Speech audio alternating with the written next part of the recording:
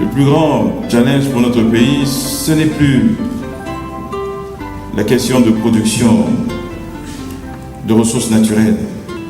Elle demande à être améliorée, bien sûr. Le pétrole, les mines, bientôt, on l'espère.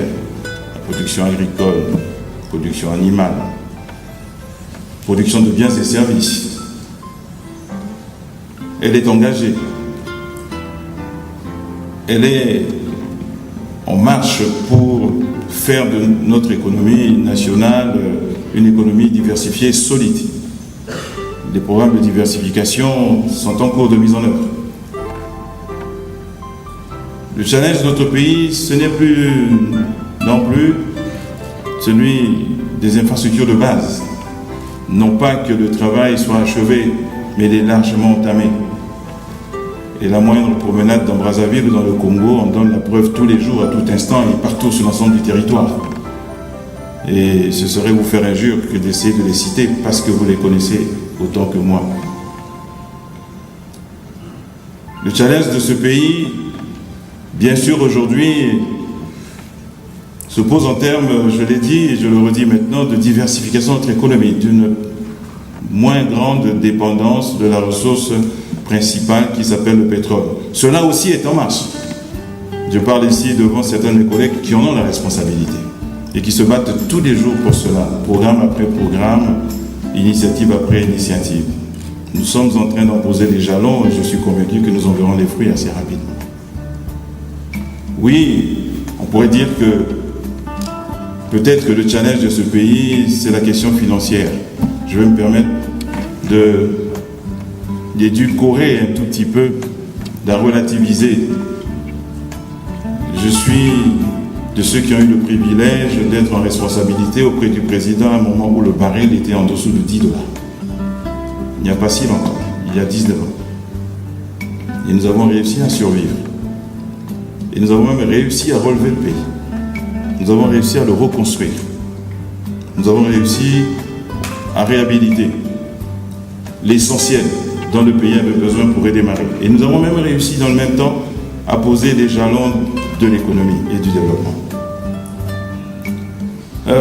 Et cette fois, ce n'est pas, je ne paraphrase plus.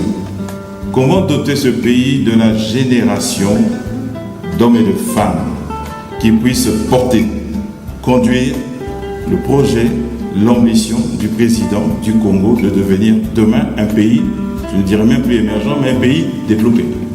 Puisque c'est là que le cap a été désormais fixé, la marche vers le développement.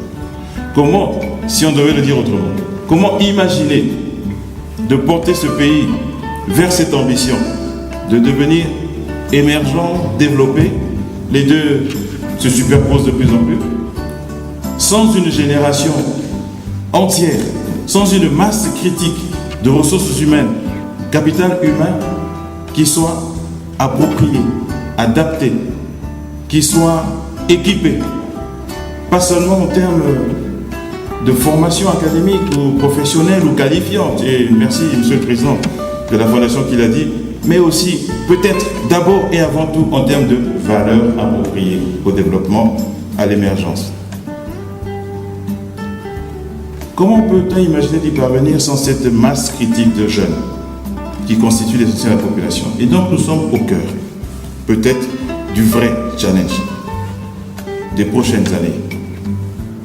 En ce qui nous concerne, le ministère de l'Enseignement supérieur, nous avons été très heureux de signer un accord de coopération avec la Fondation. Nous avons été très heureux de reconnaître ainsi l'engagement d'un Congolais, l'engagement à travers lui de la société civile, pour ce qui, encore une fois, est sans doute le challenge le plus important. Et nous serons heureux de le faire avec tous ceux qui voudront s'engager dans ce challenge. Comme nous sommes heureux d'établir tous les partenariats qui peuvent nous y aider. 70% des diplômés sans emploi sortent de l'université Maringouabi. C'est un chiffre que je n'aime pas sortir, mais il faut bien. Il y a des moments où il faut arrêter de faire la politique de l'autruche et regarder la vérité en face. C'est une marotte en ce qui me concerne. Je ne suis pas sûr qu'elle soit acceptée, comprise par tout le monde. Mais là, je peux le protéger, j'ai un beau parapluie. parce que c'est écrit dans le projet de société du président.